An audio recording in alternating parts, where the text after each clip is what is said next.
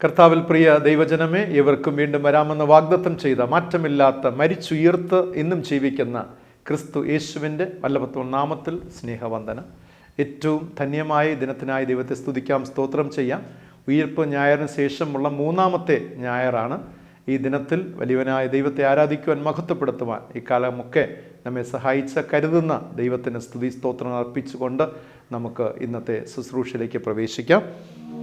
ഞാൻ യഹോവയെ എല്ലാ കാലത്തും വാഴ്ത്തും, അവൻ്റെ സ്തുതി എപ്പോഴും എൻ്റെ നാവിന്മേൽ ഇരിക്കും. എൻ്റെ ഉള്ളം യഹോവയിൽ പ്രശംസിക്കുന്നു, എളിയവർ അത് കേട്ട് സന്തോഷിക്കും.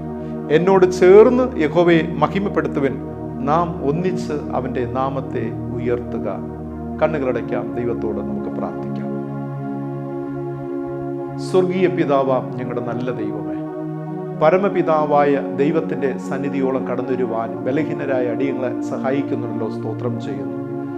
കുറവുകളും കുറ്റങ്ങളും പരാജയങ്ങളും ഒക്കെ ജീവിതത്തിലുള്ളപ്പോഴും തിരുരക്തത്താൽ ഞങ്ങളുടെ കഴുകി ശുദ്ധീകരിച്ച് അവിടുത്തെ മാർവോട് ചേർത്ത് അമ്മ ആശ്വസിപ്പിക്കുന്നത് പോലെ ഞങ്ങളെ ആശ്വസിപ്പിച്ച് ദൈവകൃപയിൽ ഞങ്ങളെ ബലപ്പെടുത്തുകയും വചനത്താൽ ഞങ്ങളെ പരിപോഷിപ്പിച്ച് ശക്തീകരിച്ച് ബലപ്പെടുത്തിക്കൊണ്ടിരിക്കുന്ന, സഹായിച്ചുകൊണ്ടിരിക്കുന്ന ദൈവമേ, അങ്ങയ്ക്ക് സ്തോത്രം സ്തോത്രം സ്തോത്രം പിതാവേ. അങ്ങ് ഞങ്ങൾ സ്തുതിക്കുന്നു, മഹത്വപ്പെടുത്തുന്നു. മനോഹരമായ ദിനത്തിൽ കർത്താവേ, അങ്ങേ ആരാധിക്കുവാനും തിരുവചനം കേൾക്കുവാനും ദൈവം ഞങ്ങളെ സഹായിക്കുന്നവർക്ക് സ്തോത്രം. തിരുവചനം കേൾവിക്കായിട്ട് ഒരുങ്ങുന്ന അവിടുത്തെ മക്കളെ വിശുദ്ധീകരിക്കണം. ശ്രദ്ധയോടെ, ഏകാഗ്ര ഹൃദയത്തോടെ, മനസ്സോടെ ഈ തിരുവചനങ്ങൾ കേട്ട് ജീവിതത്തിന് കഥ അതൊരു അർത്ഥമായി ഭവിപ്പാൻ, അതൊരു ഫലമായി തീരുവാൻ കർത്താവ് സഹായിച്ച് അനുഗ്രഹിക്കണമെന്ന് യേശു രക്ഷിതാവിൻ്റെ നാമത്തിൽ പ്രാർത്ഥിക്കുന്നു. പ്രാർത്ഥന കേൾക്കണമേ. ആമീൻ, ആമീൻ.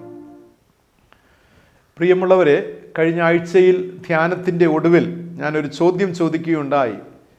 കർത്താവിനെ വിട്ടകന്ന ഭൂരിഭാഗം ശിഷ്യന്മാരും ഏത് കടൽക്കരയ്ക്കാണ് മീൻ പിടിക്കുവാൻ കടന്നുപോയത്? ഈ ചോദ്യത്തിൻ്റെ ആൻസർ എല്ലാവരും ശരിയായിട്ടാണ് രേഖപ്പെടുത്തിയിരിക്കുന്നത്. ഒരുപാട് സന്തോഷമുണ്ട്. കർത്താവ് നിങ്ങളെ അനുഗ്രഹിക്കട്ടെ. അത് ശരിയായ ഉത്തരം എന്ന് പറയുന്ന, ആൻസർ എന്ന് പറയുന്നത് തിബരിയാസ് കടൽക്കരയാണ്. പ്രത്യേകിച്ച് നിങ്ങളോട് നന്ദി സ്നേഹവും അറിയിക്കുന്നു. ഇന്നത്തെ ധ്യാനത്തിൻ്റെ ഒടുവിലും ഒരു ചോദ്യമുണ്ടാകും. ശ്രദ്ധയോടെ തിരുവചനം കേൾക്കുക, മനനം ചെയ്യുക, ഹൃദയത്തിൽ കേൾക്കുന്ന വചനങ്ങളെ സംഗ്രഹിക്കുക.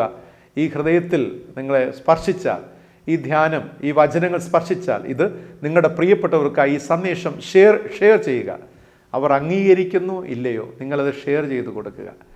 അപ്പോൾ അത് നമ്മുടെ വലിയ ശുശ്രൂഷയാണ്. നമ്മൾ വീട്ടിനുള്ളിൽ ഇരുന്നു കൊണ്ട് ദൈവത്തിനായി ചെയ്യുന്ന ഒരു വലിയ ശുശ്രൂഷയാണ്. മറ്റുള്ളവരെ ക്രിസ്തുവിലേക്ക് ആനയിക്കുവാൻ, നയിക്കുവാൻ നിങ്ങളുടെ ഒരു ഷെയറിലൂടെ തീർച്ചയായിട്ടും അതിന് സഹായകമാകും.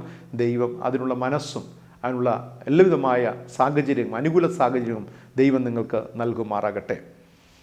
ഇന്നത്തെ ചിന്തയ്ക്ക് എടുത്തിരിക്കുന്ന വേദഭാഗം വിശുദ്ധ ലൂക്കോസ് എഴുതിയ സുവിശേഷം 24-ാം അധ്യായം 13 മുതൽ 35 വരെയുള്ള വേദഭാഗങ്ങളെ ആസ്പദമാക്കി രക്ഷകനായ യേശുക്രിസ്തുവിനോടൊപ്പമുള്ള ജീവിതം എന്ന ചിന്തയിലാണ് നാം ഇന്ന് ധ്യാനിക്കുവാനായിട്ട് പോകുന്നത്.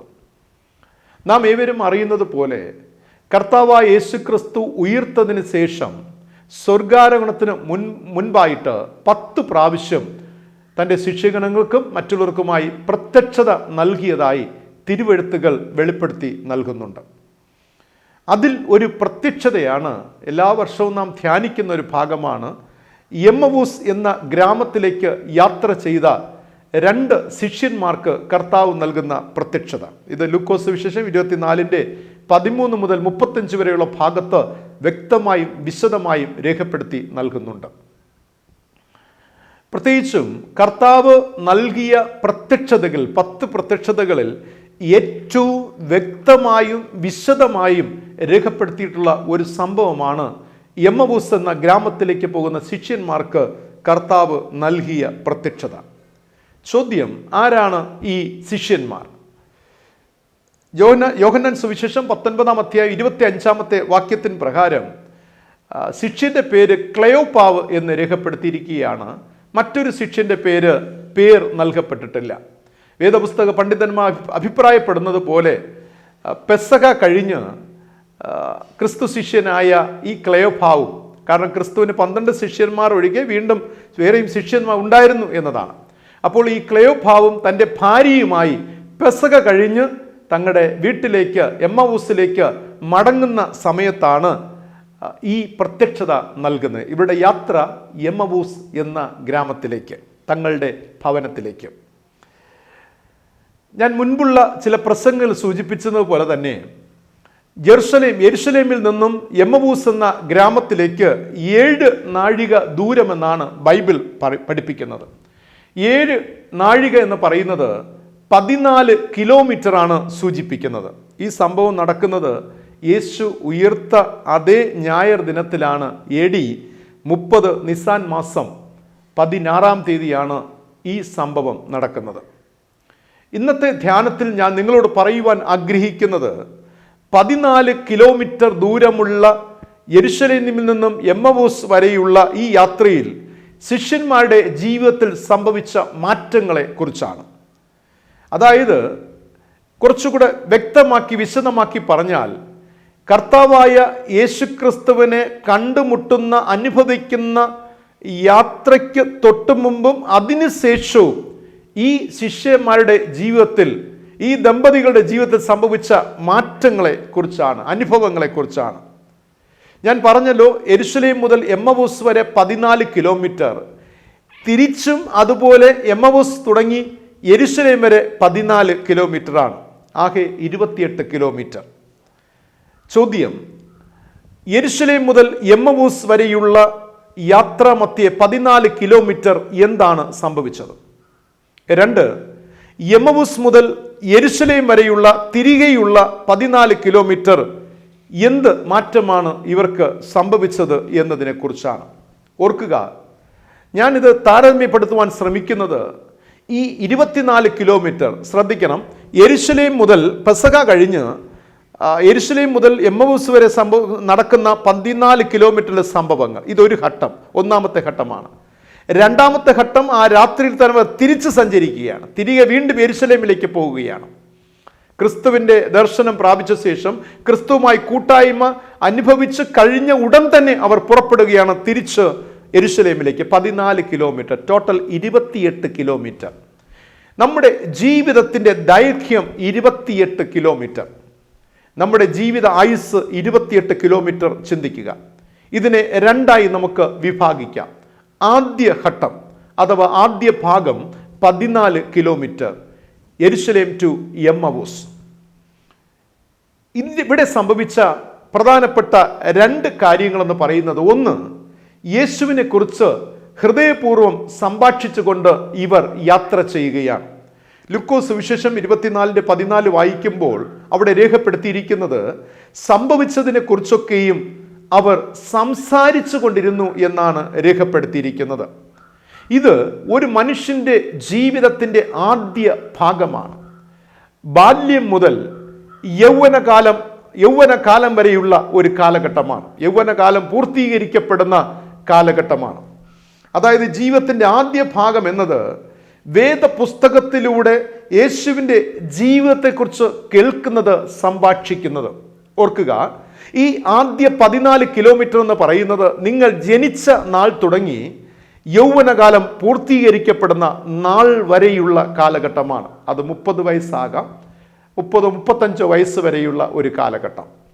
ഈ കാലഘട്ടത്തിൻ്റെ പ്രത്യേകത എന്ന് പറയുന്നത് കുടുംബ പ്രാർത്ഥനകൾ, സൺഡേ സ്കൂൾ, യുവജന പ്രസ്ഥാനം, VBS, കൺവെൻഷനുകൾ, ഇതൊക്കെ നമ്മുടെ ആരംഭ ജീവിത കാലഘട്ടത്തിലെ പ്രോഗ്രാമുകളാണ്. ദൈവവുമായുള്ള ബന്ധത്തിലെ പ്രോഗ്രാമുകളാണെന്ന് പറയുവാൻ കഴിയും. ഈ സമയമെന്ന് പറയുന്നത് ഹൃദയപൂർവ്വമുള്ള സംഭാഷണങ്ങളിലും പ്രവർത്തനങ്ങളിലും ഏർപ്പെടുന്ന ഒരു കാലഘട്ടമാണ്. ഈ ഘട്ടത്തിൽ നമ്മൾ മുഴുവൻ ഇൻവോൾവ്മെൻറ്റ്, ഫുൾ ഇൻവോൾവ്മെൻറ്റ് ഉണ്ടാക്കുന്ന ഒരു സമയമാണ്. കുഞ്ഞുനാളിലെ ദൈവാലയങ്ങളുമായി ബന്ധപ്പെട്ട കാര്യങ്ങൾ, ദൈവിക വിഷയങ്ങൾ, വേദപുസ്തകത്തിലെ വചനങ്ങൾ, പാട്ടുകൾ, അതുപോലെ മറ്റു ചില പ്രോഗ്രാമുകളൊക്കെ ഫുൾ ഇൻവോൾവ്മെൻ്റ് ആകുന്ന ഒരു കാലഘട്ടമായിരിക്കും. അതായത് ഈ ഘട്ടം യേശുവിനെ മനസ്സിലാക്കിയതിനെ ഒക്കെ മനഃപ്പാഠമായും അല്ലാതെയൊക്കെ പഠിക്കുന്ന ഒരു കാലഘട്ടമാണ്.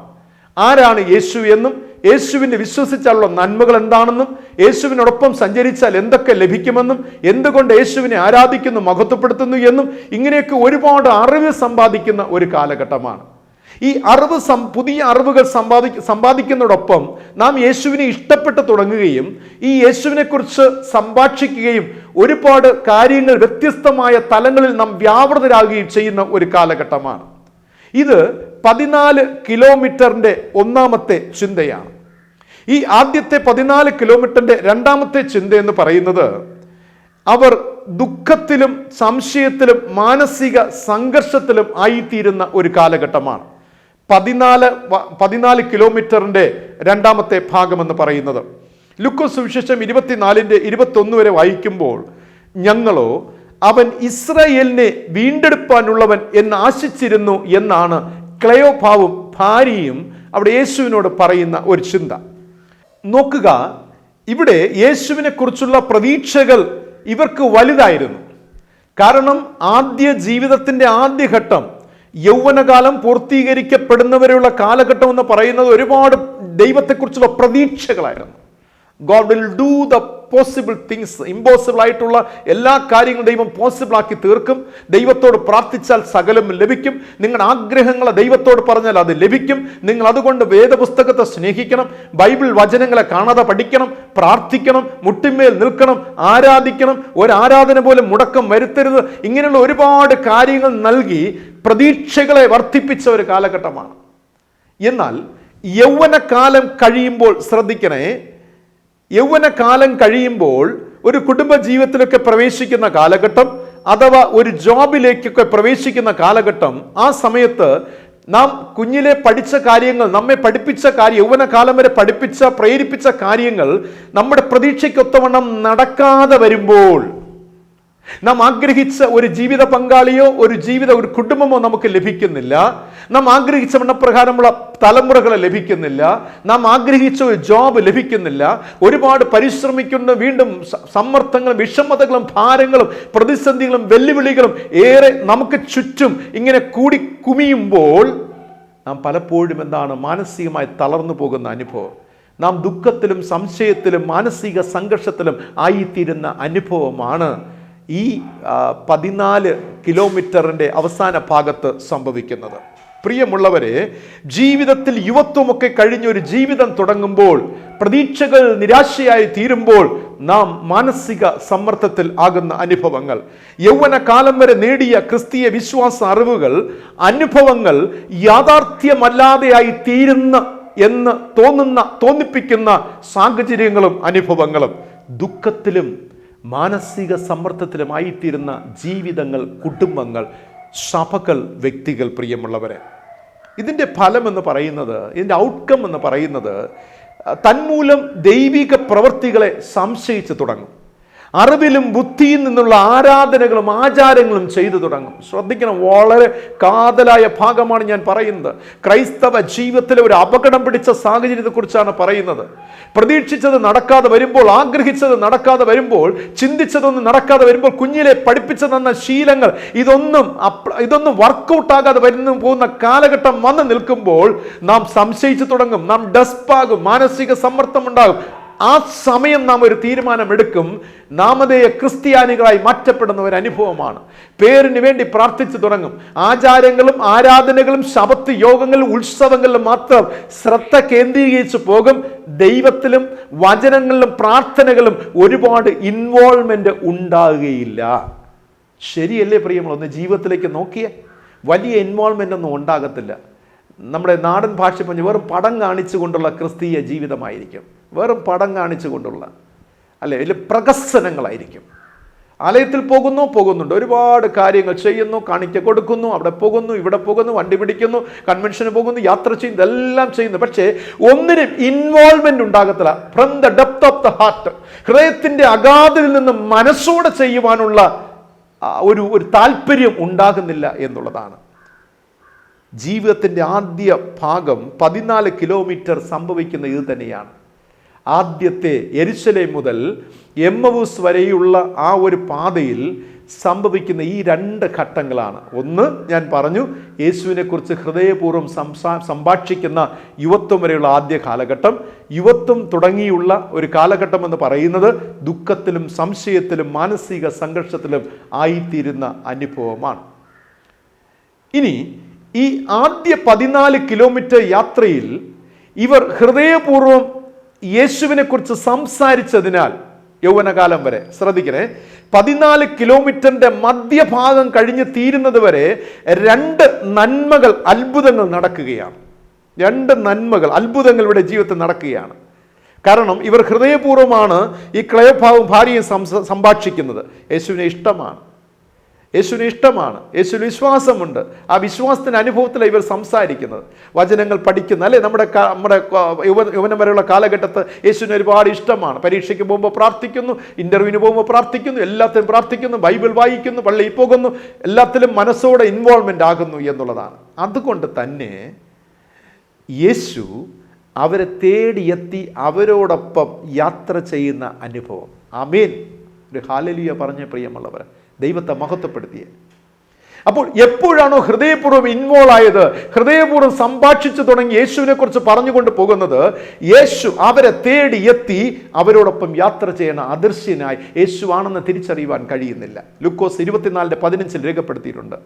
പലപ്പോഴും നമ്മുടെ ജീവിതയാത്രയിൽ ഈ യൗവനകാലം കഴിഞ്ഞ് കുടുംബജീവിതത്തിലേക്ക് ആ സമയത്തൊക്കെ നാം അറിയാതെ യേശു നമ്മോടൊപ്പം യാത്ര ചെയ്യുന്നുണ്ട്. കാരണം ഒരിക്കൽ നാം ഹൃദയപൂർവ്വം സംഭാഷിച്ചത് കൊണ്ട്, ആ ഒരു ഇൻവോൾവ്മെൻ്റ് ആയിരുന്നത് കൊണ്ട് യേശു നമ്മോടൊപ്പം യാത്ര ചെയ്യുകയാണ്. ഞാൻ പറയട്ടെ, ഈ യാത്ര ചെയ്യുന്ന അനുഭവം എന്ന് പറയുന്നത് പലപ്പോഴും എന്താണ്, നാം വിഷമത്തിലൂടെ പോകുന്ന സമയത്തായിരിക്കാം.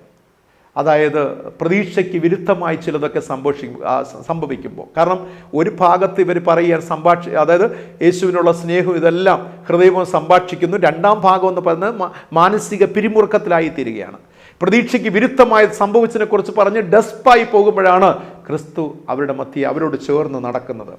ജീവിതത്തിൽ തളർന്നുപോയ ഇവരോടൊപ്പം യേശു കൂട്ടായ്മ ആചരിക്കുകയാണ്.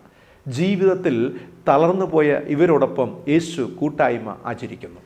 ലൂക്കോസ് സുവിശേഷം 24:29 വായിക്കുമ്പോൾ ജീവിതത്തിൽ തളർന്നുപോയ ഇവരോടൊപ്പം കൂട്ടായ്മ ആചരിക്കുന്നത് കാണുവാനായി സാധിക്കും. വളരെ അമേസിംഗ് ആയിട്ടുള്ള ഒരു പോർഷനാണ്. ഈ പോർഷൻ നാം വായിക്കണം. അതായത് ഹൃദയപൂർവ്വം സംഭാഷിക്കുകയും രണ്ടാം ഘട്ടത്തിൽ ഇവർ യൗവനകാലം, നമ്മുടെ ഐസിൻ്റെ യൗവനകാലം കഴിയുമ്പോൾ പ്രതിസന്ധിക്കും വിഷമതകളൊക്കെ വരുമ്പോൾ മനസ്സിലാക്കണേ, ഒരുപാട് നാം തകർന്നു പോകുമ്പോൾ യേശു നമ്മോടൊപ്പം സഞ്ചരിക്കുന്നത് നിങ്ങൾ കണ്ടിട്ടുണ്ടോ? അദൃശ്യനായിട്ട് നമ്മെ മോട്ടിവേറ്റ് ചെയ്യുവാൻ, നമ്മെ ധൈര്യപ്പെടുത്തുവാൻ, സാരമില്ല നീ എന്നിലേക്ക് തിരിയുക, ഒരുപാട് സന്ദേശങ്ങളിലൂടെയൊക്കെ കർത്താവ് നമ്മോട് വലിച്ചെടുപ്പിക്കുന്ന ഒരു അനുഭവമുണ്ട്, അല്ലേ? ഇവിടെ യേശു അവരോടൊപ്പം നടക്കുന്നു, അവരോടൊപ്പം സംഭാഷിക്കുന്നു. വേദപുസ്തകം എന്ന് അവരോടൊപ്പം പാർത്തു എന്നാണ്. സന്ധ്യയാകൊണ്ട് എന്താണ്, യേശു അവരുടെ വീട്ടിൽ പോയി പാർക്കുകയാണ്. വളരെ ഇൻട്രസ്റ്റിംഗ് ഭാഗമാണ്. അപ്പോൾ അവരെ ക്ഷണിക്കുന്നു, അപ്പോൾ വീട്ടിൽ പോകുന്നു.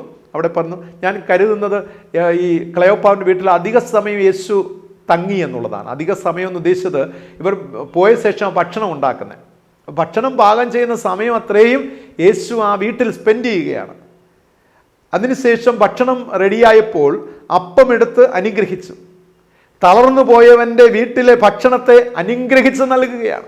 നിങ്ങൾ നിരാശയിലിരിക്കുമ്പോഴും സങ്കടത്തിലിരിക്കുമ്പോഴും ആമേൻ സ്തോത്രം, നിങ്ങൾ തളർന്നു പോയവൻ്റെ വീട്ടിലെ അപ്പത്തെ അനുഗ്രഹിച്ച് നൽകുന്ന കർത്താവ്.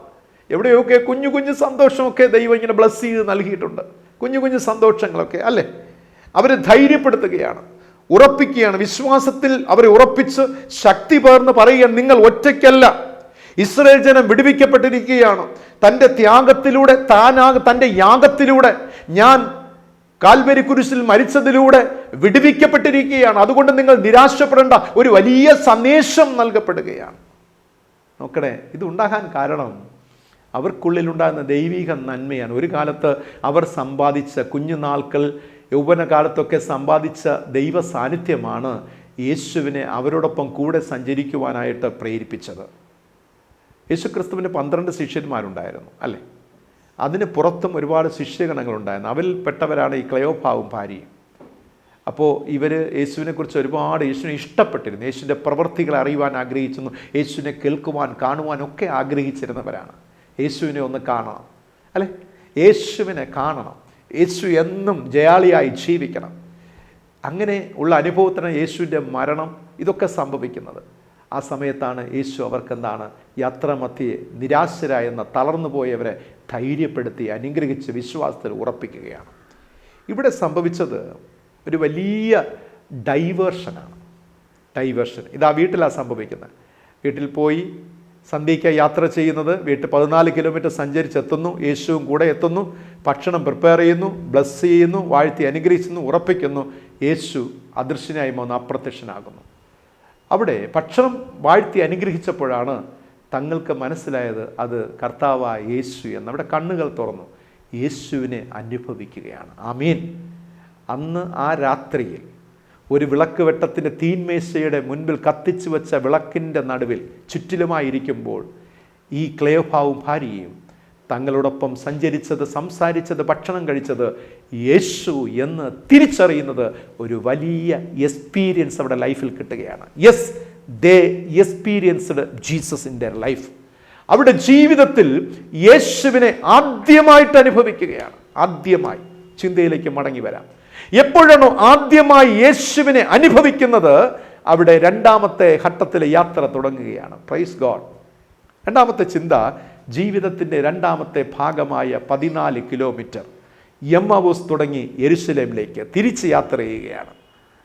നോക്കണേ, ഇപ്പോൾ യെരുശലേമിൽ നിന്നാണ് എമ്മൗസ് വരെ വന്നത്. ഇപ്പോൾ ഇതാ യേശുവിനെ അനുഭവിച്ച് കഴിഞ്ഞ ഉടൻ തന്നെ ആ രാത്രിയിൽ അവർ അവിടെ നിന്ന് പുറപ്പെടുകയാണ്. തിരിച്ച് യാത്ര. ലൂക്കോസ് സുവിശേഷം 24:33 വായിക്കുമ്പോൾ ആ നാഴികയിൽ തന്നെ അവർ എഴുന്നേറ്റ് യെരുശലേമിലേക്ക് മടങ്ങിപ്പോന്നു എന്ന് രേഖപ്പെടുത്തിയിരിക്കുന്നു. യേശുവിൻ്റെ സാന്നിധ്യം വ്യക്തിപരമായ ജീവിതത്തിൽ അനുഭവിച്ച് കഴിഞ്ഞ ഉടൻ, പ്രിയമുള്ളവരെ, കാഴ്ചപ്പാടുകൾക്കും ചിന്തകൾക്കും തീരുമാനങ്ങൾക്കും വ്യതിയാനം ഉണ്ടാകും എന്നതിൽ സംശയമില്ല. അതിനുത്തമ ഉദാഹരണമാണ് ഈ 2 ശിഷ്യഗണങ്ങളുടെ ജീവിതമെന്ന് പറയുന്നത്. ഇക്കഴിഞ്ഞ കാലമൊക്കെ പ്രിയം അതിനൊക്കെ വ്യത്യസ്തമായിട്ടുള്ള തീരുമാനങ്ങൾ അവർ എടുക്കുകയാണ്.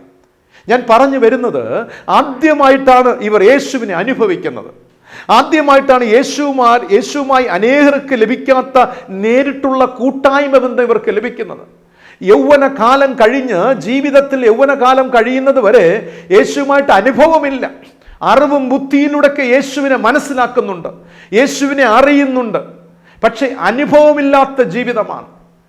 എന്നാൽ എപ്പോഴാണോ ഒരു ക്രൈസിസിലൂടെ ജീവിതത്തിൽ കടന്നു ചെല്ലുന്നത്, നിരാശയും കഷ്ടതയും സങ്കടവും പ്രയാസത്തിലൂടെ കടന്നു ചെല്ലുന്നത്, അപ്പോൾ ഇവരെ തേടി യേശു വരികയാണ്. ഇവരിയ്ക്കുന്ന സ്ഥലത്ത് ഇവരെ തേടി വരുന്ന യേശു. നിങ്ങൾക്കത് മനസ്സിലാകുന്നുണ്ടോ പ്രിയമുള്ളവരെ? നിന്നെ തേടി വന്ന യേശു. ഒന്ന് നോക്കിയേ, ഒന്ന് പുറകോട്ട് തിരിഞ്ഞു നോക്കിയേ. യേശു നിന്നെ തേടി വന്ന അനുഭവം. അവിടെ വന്ന് ചില നാളുകൾ തിരുവചനങ്ങളൊക്കെ നിന്നോട് സംസാരിച്ച് ബലപ്പെടുത്തി തന്നെ റിവീൽ ചെയ്യുന്ന ഒരു അനുഭവം. നോക്കണേ, ഈ യാത്രയിലൂടെ കുറച്ച് ദിവസം സഞ്ചരിച്ച ശേഷം, കുറച്ച് നേരം സഞ്ചരിച്ച ശേഷം ആ രാത്രിയിൽ തന്നെ റിവീൽ ചെയ്യാൻ, വെളിപ്പെടുത്തുകയാണ്. ഐ ആം ദ ക്രൈസ്റ്റ്, ഞാനാവുന്നു ക്രിസ്തു. ഈ ക്ലെയോഫാവും ഭാര്യയും അതുപോലെ സ്വീകരിക്കുകയാണ്. തങ്ങളെ തേടി വന്ന, തങ്ങളോടൊപ്പം സഞ്ചരിച്ച, തങ്ങൾക്ക് വെളിപ്പെടുത്തി നൽകിയ, അപ്പം നുറുക്കി വാഴ്ത്തി നൽകിയ, ധൈര്യപ്പെടുത്തിയ യേശുവിനെ മുറുകെ പിടിക്കുകയാണ്. എന്ത് ഭംഗിയേറിയ ഒരു ഭാഗം പ്രിയമുള്ളവരെ. ആ യേശുവിനെ സ്വീകരിക്കുകയാണ്. അതൊരു എക്സ്പീരിയൻസാണ്. Experiencing Christ in our life. യേശു ക്രിസ്തുവിനെ ജീവിതത്തിൽ അനുഭവിക്കുന്ന ആ സന്ദർഭം, ആ നിമിഷം, ഈ അനുഭവം ലഭ്യമായ ഉടൻ ആ രാത്രിയിൽ തന്നെ യെരുശലേമിലേക്ക് ഇവർ മടങ്ങുകയാണ്. യെരുശലേമിലേക്ക് മടങ്ങുകയാണ്. ഒന്ന് ചിന്തിക്കണേ. ആചാരങ്ങളും അനുഷ്ഠാനങ്ങളും യാഗങ്ങളും ആരാധനകളും കഴിഞ്ഞ് അടുത്ത പെസഹ വരെ ആശ്വാസത്തോടെ സൗകര്യത്തോടെ വീട്ടിൽ കഴിയാമെന്ന് ചിന്തിച്ചുകൊണ്ട് അവർ വീട്ടിലേക്ക് വന്ന് ഇവരുടെ എല്ലാ പദ്ധതികളും മാറി മറിയുകയാണ്. ഒരു വഴിത്തിരിവിലേക്ക് നടത്തപ്പെടുകയാണ്. ഒരു ടേണിംഗ് പോയിന്റ് ലൈഫിൽ ഉണ്ടാകുകയാണ്. കാരണം യാത്രാമധ്യേ തങ്ങളെ തേടി വന്ന യേശു, നല്ലൊരു അനുഭവം നൽകിയ യേശു തങ്ങളുടെ ജീവിതത്തിന് മാറ്റം കുറിക്കുകയാണ്. ഇപ്പോൾ ഇതാ ഇവിടെ ജീവിതങ്ങൾക്ക് ഒരു വലിയ മാറ്റം സംഭവിക്കുന്നു. എന്താണ് ആ മാറ്റങ്ങൾ? തങ്ങളെ തേടി വന്ന യേശു തങ്ങളുടെ ജീവിതത്തിന് ഒരു വലിയ മാറ്റം കുറിക്കുന്നത് കാണുവാനായി സാധിക്കും. ഇതുവരെ തങ്ങൾ പോയിക്കൊണ്ടിരുന്ന ഒരു സിസ്റ്റം ഉണ്ടായിരുന്നു. ശ്രദ്ധിക്കണേ, സിസ്റ്റം. ആ ആ സിസ്റ്റം എന്ന് പറയുന്നത് പെസഹ ആരാധനകൾ, ആചാരങ്ങൾ, അനുഷ്ഠാനങ്ങൾ, ജീവിതചര്യകൾ, ഈ ലോകത്തിലെ സെറ്റപ്പുകൾ, സെറ്റിങ്സുകൾ, ഇതിലൊക്കെ ഇങ്ങനെ മുഴുകി ജീവിച്ചു കൊണ്ടിരുന്ന ലൈഫിൽ ഒരു ടേണിംഗ് പോയിന്റ് വരികയാണ്. ഈ ടേണിംഗ് പോയിന്റ് എന്താണെന്ന് നമുക്ക് നോക്കാം. ഇവരുടെ ജീവിതത്തിൽ വന്ന ടേണിംഗ് പോയിന്റ്, വഴിത്തിരിവ് എന്തെന്ന് വെച്ചാൽ തിരികെ നടക്കുന്ന 14 കിലോമീറ്റർ. ഇവർ തിരികെ നടക്കുന്ന 14 കിലോമീറ്റർ എന്ന് പറയുന്നത് മുൻപ് നടന്നതുപോലെ അല്ല. ഇവർ പെസഹ ആചരിക്കുവാൻ പോയി തിരികെ വന്നു, അതുപോലെ അല്ല ഇപ്പോൾ വീണ്ടും യെരുശലേമിലേക്ക് പോകുന്നത്. പ്രിയമുള്ളവരെ ശ്രദ്ധിക്കണേ, വളരെ ശ്രദ്ധിച്ച്. കാരണം പെസഹ ആചരിക്കുവാൻ ഒരിക്കൽ എമ്മവുസിൽ നിന്നും യെരുശലേമിലേക്ക് എത്രയോ വർഷങ്ങൾ യാത്ര ചെയ്താണ്. ആ വർഷവും യാത്ര ചെയ്തിരിക്കുകയാണ്. അതുപോലെ അല്ല ഇപ്പോൾ യേശുവിനെ കണ്ടതിന് ശേഷം അവർ യെരുശലേമിലേക്ക് പോകുന്നത്. നോക്കാം എന്തൊക്കെയാണ് സംഭവിച്ചതെന്ന്. ഒന്ന്, തങ്ങളുടെ ആശ്വാസത്തെ, വിശ്രമത്തെ ഉപേക്ഷിക്കുകയാണ്. അന്ന് മുതൽ വിശ്രമത്തെ അവർ ഉപേക്ഷിക്കുകയാണ്. ദാറ്റ് മീൻസ് അന്ന് നൈറ്റാണ്, ഇത്രയും ദൂരം നടന്നു വന്നു, വീട്ടിൽ വന്ന് ഭക്ഷണം ഉണ്ടാക്കി ഉറങ്ങേണ്ടെന്നവർ അന്ന് രാത്രി യേശുവിനെ കണ്ടതുകൊണ്ട് വിശ്രമത്തെ ഉപേക്ഷിക്കുന്നു. ഉറക്കത്തെ ഉപേക്ഷിച്ചിട്ട് തിരിച്ച് നടക്കുകയാണ്. പെട്ടെന്ന് യേശുനാഥൻ അപ്രത്യക്ഷനായ ഉടനെ തന്നെ ഇവരും എന്ത് ചെയ്യാണ്? നേരെ അവർ അവിടെ നിന്ന് പുറപ്പെടുകയാണ്. 2, തങ്ങളുടെ ഭവനം ഉപേക്ഷിക്കുകയാണ്. ഭവനത്തെ അങ്ങ് വിട്ടുവിടുകയാണ്. കാരണം ഒരു വലിയ അനുഭവം തങ്ങൾക്ക് കിട്ടി. ഒരു വലിയ ക്രൈസ്റ്റിനെ കണ്ടെത്തി, ക്രിസ്തുവെ കണ്ടെത്തിയ ക്ലെയോപാവും ഭാര്യയും തങ്ങളുടെ ഭവനത്തെ വിട്ടുവിടുകയാണ്. ഇതുവരെ എവിടെ പോയാലും വീടാകുന്നു തങ്ങളുടെ എല്ലാം. വീടും ഷെൽഫും തങ്ങളുടെ സമ്പത്തും ട്രഷറും അലമാരയും പണപ്പെട്ടിയും കുറേ പാസ്ബുക്കുകളും കുറേ ഡോക്യുമെൻറ്റ്സും ഇതെല്ലാമായിരുന്നത് ക്രിസ്തുവിനെ അനുഭവിച്ചപ്പോൾ, തങ്ങളെ തേടി വന്ന ക്രിസ്തുവിനെ ലഭിച്ചപ്പോൾ ഇതെല്ലാം പുറകിലോട്ട് വിടുകയാണ്. രാത്രി തന്നെ പുറപ്പെടുക, അതിനെക്കുറിച്ച് ചിന്തിക്കുന്നില്ല. ഇന്ന് രാത്രിയുടെ പ്രൊട്ടക്ഷൻ ആരുണ്ട്? എന്ത് സംഭവിക്കും? വീടിന് എന്ത് സംഭവിക്കും? അതെല്ലാം അവർ വിട്ടുവിടുകയാണ്. മനസ്സിൽ നിന്നും മാനസികമായും ശാരീരികമായിട്ടൊക്കെ ഇതവർ ഉപേക്ഷിക്കുകയാണ്. വിട്ട് യെരുശലേമിലേക്ക് യാത്ര ചെയ്യുകയാണ്. ശ്രദ്ധിച്ച് കേൾക്കണേ. 3, കർത്താവിൻ്റെ സേവകരായി ഇനിയുള്ള കാലം യേശുവിനോടൊപ്പം സഞ്ചരിക്കാം, ജീവിക്കാം എന്നുള്ള തീരുമാനത്തിൽ എത്തി നിൽക്കുകയാണ്. A different destination. ആമീൻ. ഇതുവരെ ആരാധനയ്ക്ക് പോയി കഴിഞ്ഞാൽ തങ്ങളുടെ ഡെസ്റ്റിനേഷൻ എവിടെയായിരുന്നു? തങ്ങളുടെ ഭവനമായിരുന്നു, അല്ലേ?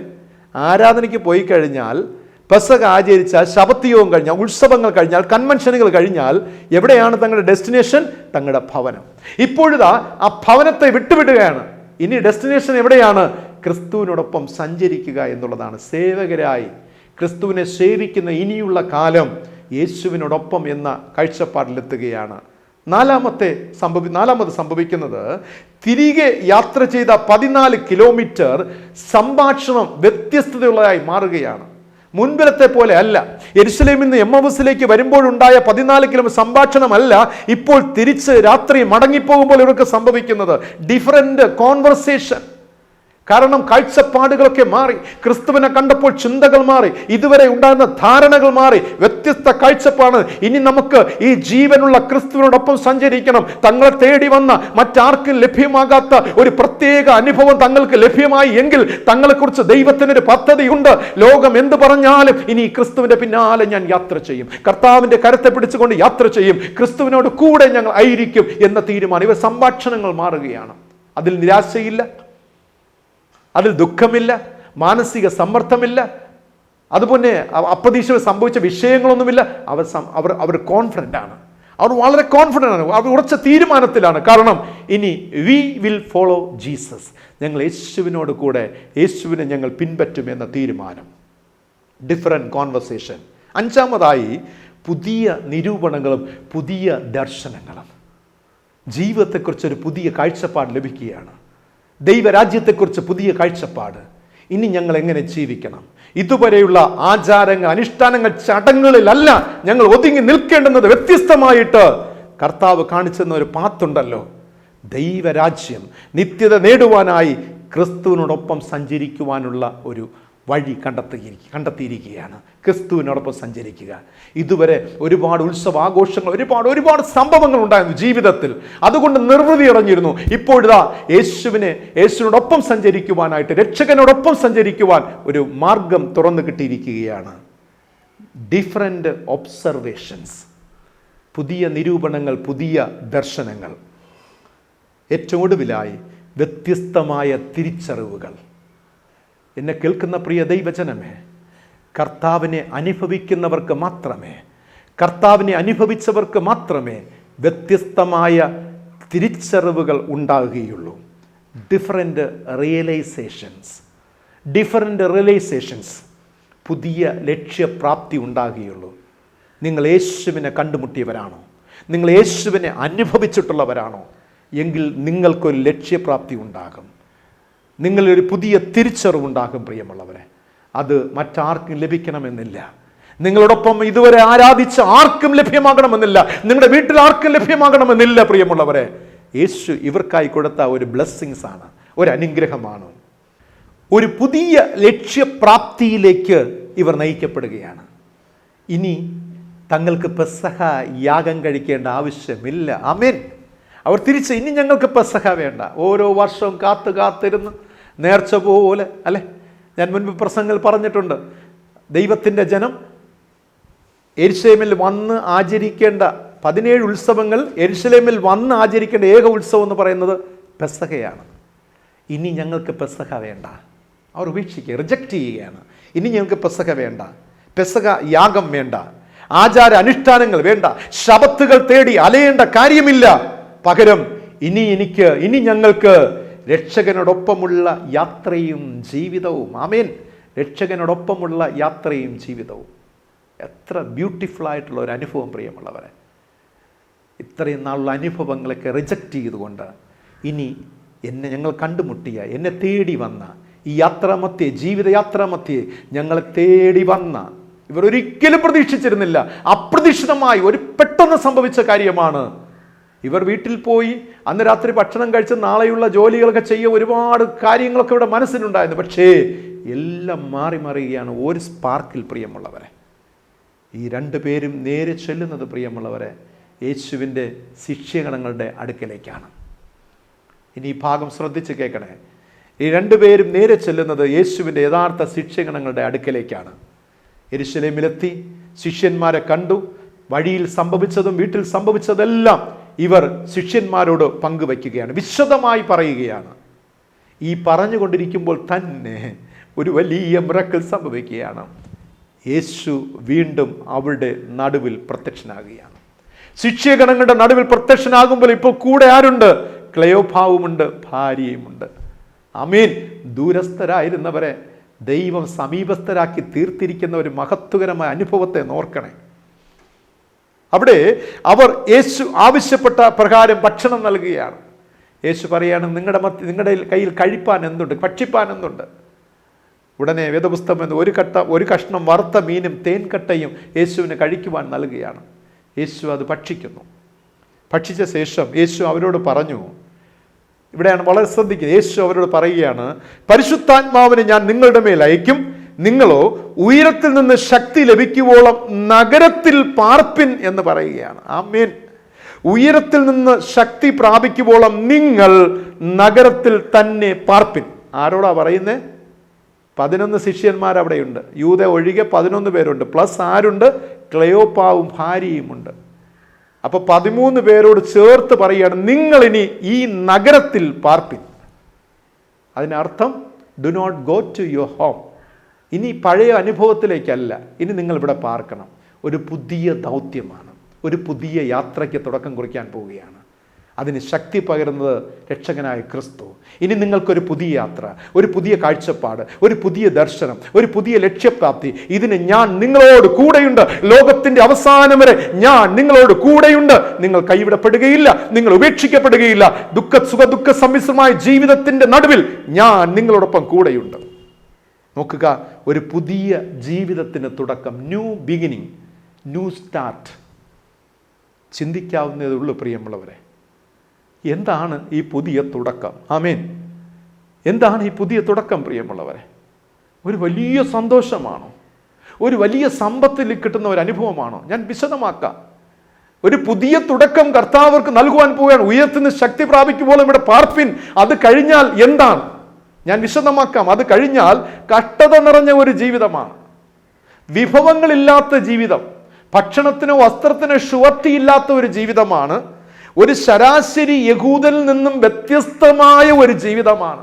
എപ്പോഴും ഞെരുക്കവും കഷ്ടതയും വേദനയും പരിഹാസവും നിന്നയും ദുഷിയൊക്കെ നിറഞ്ഞ, ആർക്കും ആശ്രയമല്ലാതിരിക്കുന്ന ഒരു ജീവിതത്തിലേക്കാണ് നീ മാറ്റപ്പെടുന്നത്. നീ മുന്നോട്ട് പോകുന്നത്. കാഴ്ചയിൽ നിനക്ക് ഒന്നും കിട്ടുകയില്ല, നിനക്ക് കാണുവാനായിട്ട് ഒന്നും കിട്ടുക, എല്ലാം എംപ്റ്റി ആയിരിക്കും. എല്ലായിടത്തും എവിടെയൊക്കെ നീ നോക്കിയാലും നിനക്ക് ശൂന്യത മാത്രമേ കാണുവാൻ കഴിയുള്ളൂ. പക്ഷേ നിന്നിലെ വിശ്വാസമുണ്ടല്ലോ, ആ വിശ്വാസം എന്ന് പറയുന്നത് കർത്താവ് നിന്നെ നടത്തും.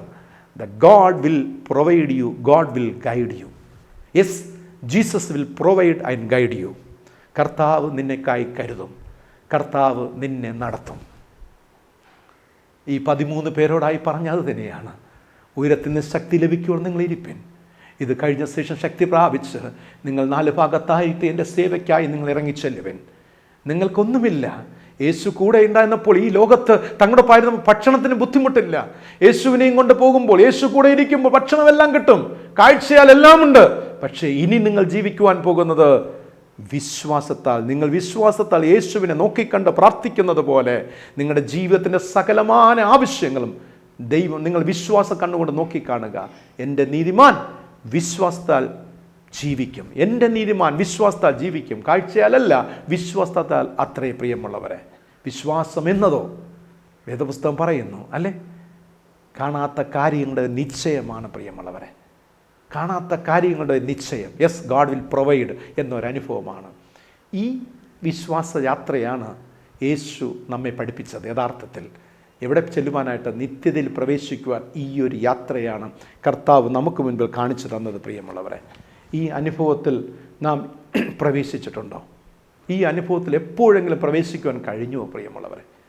കുറേ സഭായോഗങ്ങളും ഉത്സവങ്ങളും ആചാരങ്ങളും അനുഷ്ഠാനങ്ങളും ആരാധന ഇങ്ങനെയൊക്കെ കൊണ്ട് പൊതിഞ്ഞ് എങ്ങനെയോ പോകുന്നതല്ലാതെ അതിന്ന് ടേണായി യേശുവിനെ, yes I am experiencing Christ in my life, യെശുവിനെ ഞാൻ അനുഭവിച്ചു കഴിഞ്ഞപ്പോൾ എനിക്ക് എന്താണ്, എൻ്റെ ലൈഫിന് വ്യതിയാനം വന്നു, ടേണിംഗ് പോയിന്റ് വന്നു, ഡൈവേർഷൻ വന്നു, പുതിയ കാഴ്ചപ്പോൾ. ഞാൻ എല്ലാം അതുവരെ എൻ്റെ ജീവിതത്തിൽ എല്ലാം എന്ന് കരുതിയെന്ന് ഞാൻ വിട്ടിട്ട് ഞാനിപ്പോൾ രക്ഷകനായ യേശുവിനോടൊപ്പം സഞ്ചരിക്കുകയാണ്. എവിടേക്കാണ് ഈ യാത്ര? എമ്മൗസിൽ നിന്ന് വീണ്ടും യെരുശലേമിലേക്ക്. അവിടെ പോയി നഗരത്തിൽ പാർപ്പാനാണ് പറഞ്ഞത്. ഒരു മതസംഘടനയുടെ കീഴിലോ ഒരു മതപ്രസ്ഥാനത്തിൻ്റെ കീഴിലോ നിങ്ങൾ പാർക്കണമെന്നല്ല പറഞ്ഞ, വളരെ ബ്യൂട്ടിഫുള്ളായിട്ട്. കാരണം ആലയങ്ങൾ അടയ്ക്കപ്പെട്ടു. നോക്കണേ, ആലയങ്ങൾ അടയ്ക്കപ്പെട്ടു. പെസഹ കഴിഞ്ഞു, ആലയങ്ങൾ അടയ്ക്കപ്പെട്ടു, എല്ലാം അടഞ്ഞു. പ്രമാണിമാരുടെ കരങ്ങൾ താക്കോലാണ്.